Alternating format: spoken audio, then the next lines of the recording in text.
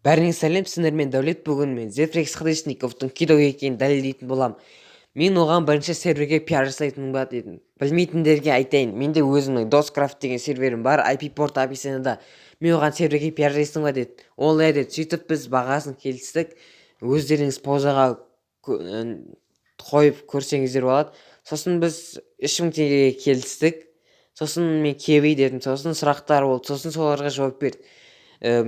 Паузаға қойып көрсеңіздер болады. Ол келесі видео деді, қашан шығады десем. Окей, неше минут болады анау мынау деді. Мен оған уже салдым 3000 теңге. Өздеріңіз көрсеңіздер болады скриннан. Сосын ол маған все күт деді. Анау мынау дедім.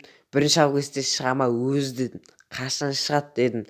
Видео қашан? Кебей номерімді жібердім, ақшам қайтарсын деп. 4 август уже. Сенде күту деген бар ма деді. 1 минуттық видео түсірсең де болады, анау мынау дедім. 6 августте, 7 август, 8 август. Ана қараңыздар. 11 август, 12 август, уже 14-13 күн болып өтіп кетті. Енді кидок деп санайсыздар ма, өздеріңіз санамайсыздар ма, өздеріңіз еркіңіз. Бірақ ол мені 3000 теңгеге кидать етіп кетті.